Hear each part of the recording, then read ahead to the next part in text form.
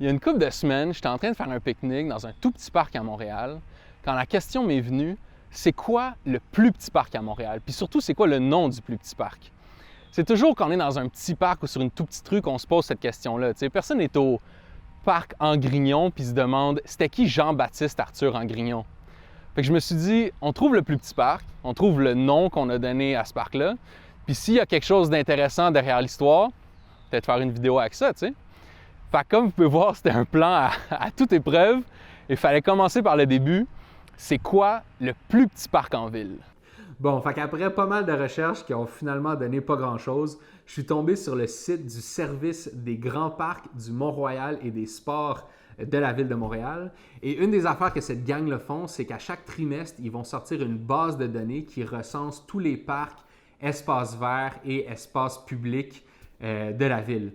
Et donc, c'est pas très sexy parce que c'est finalement juste un fichier Excel rempli de codes puis de chiffres. Puis en l'ouvrant, je me suis tout de suite rendu compte qu'il y avait une colonne superficie. Fait que c'était presque aussi simple que ça, mais il fallait quand même faire un peu de ménage là-dedans puis mettre de l'ordre. Mais bon, clic, clic, clic, trim à gauche, trim à droite. Puis en très peu de temps, on se retrouve avec ça, le parc des Couturières. Alright, fait qu'on arrive sur place.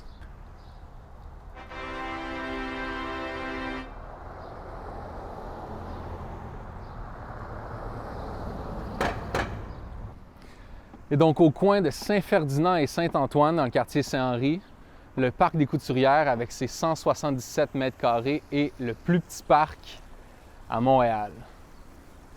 Malheureusement, j'ai pas trouvé beaucoup d'informations sur le pourquoi du nom du parc. En fait, sur Internet, il n'y a pas plus d'infos que ce qu'on peut lire sur la pancarte ici. Le parc a été nommé en hommage aux couturières du vêtement et de la chaussure d'autrefois.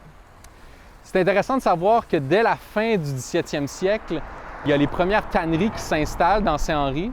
Et de fil en aiguille, jusqu'à la fin du 19e siècle, ça va devenir un des centres industriels importants au Canada, surtout pour ce qui est du vêtement.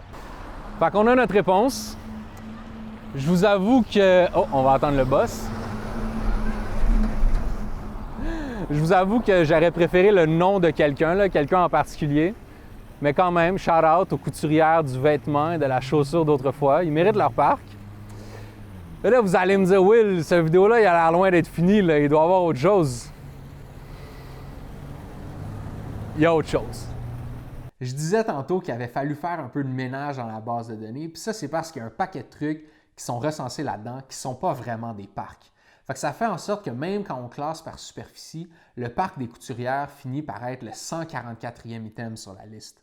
Avant ça, il y a un paquet de trucs plus petits, mais c'est genre des terre-pleins, des mini-places publiques ou même des fois des petits morceaux de gros parcs.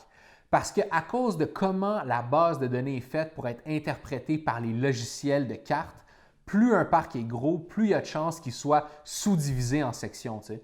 La plupart du temps, ces sections-là restent quand même grosses, mais des fois, ça donne des petits trucs drôles, genre une section grosse comme une poubelle ou un banc. T'sais. Fait qu'après ça, il reste juste à passer là-dedans à mitaine, comme on dit.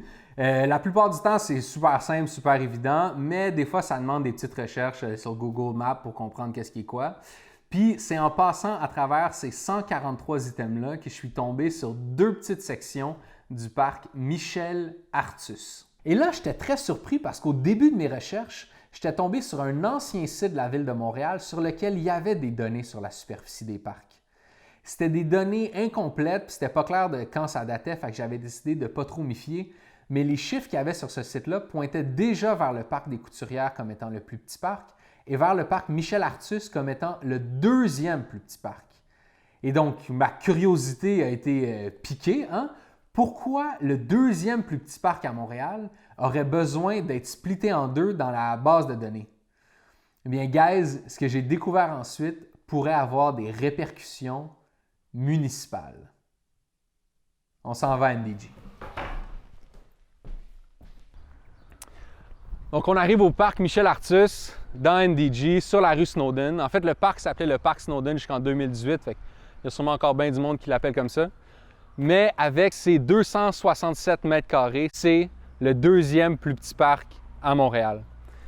Puis Michel Artus, C'était une colonne, une des premières colonnes qui est arrivée en Nouvelle-France. Elle est arrivée avec Marguerite Bourgeois en 1653, avec ce qu'on a appelé à l'époque la Grande Recrue, qui était comme un grand voyage qui amenait plein de femmes en Nouvelle-France pour marier les colons qui étaient déjà ici, tu sais.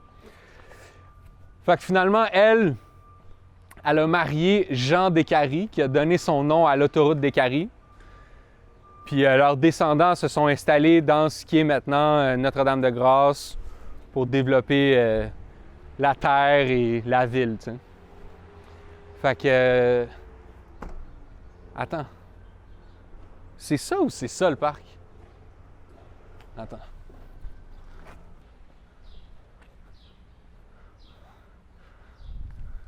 Ah! Voilà pourquoi le parc est splitté en deux dans la base de données. C'est parce qu'il est splitté en deux dans la vraie vie. Et c'est for sure pas le seul parc à Montréal qui est coupé en deux par une rue. Tu sais, on pense au parc La Fontaine ou même parc Molson. Mais c'est sûrement un des rares où la rue qui le coupe en deux est plus grosse que le parc lui-même, tu sais. Fait que je pense qu'il y a une opportunité ici. Fait que la ville dit que cet espace-ci, puis l'espace de l'autre côté de la rue, c'est un seul parc. Mais moi, je vois pas un parc ici, je vois deux parcs. Non seulement je vois deux parcs, mais je vois deux parcs qui, individuellement, sont plus petits que le parc des Couturières. Le plus gros de ces deux parcs-là, celui de l'autre côté de la rue, a déjà une pancarte qui dit qu'il s'appelle le parc Michel Artus. Et donc, ça veut dire que je me tiens en ce moment dans le plus petit parc à Montréal, puis que ce parc-là n'a pas encore de nom. Et donc, ce que je propose, c'est qu'on demande à la ville de couper le parc en deux, genre officiellement, là, administrativement, et qu'on se donne donc l'opportunité en or de donner un nom au plus petit parc de Montréal, sachant que c'est le plus petit parc. Là, je ne vais pas donner d'idées sur quel nom on pourrait y donner. Je suis sûr que le bureau de la toponymie de la ville va faire une job écœurante, mais si vous avez des idées, je suis vraiment curieux de les entendre. Mettez-les dans les commentaires, puis j'ai hâte de vous lire. Bon, qu'est-ce qu'ils font eux autres?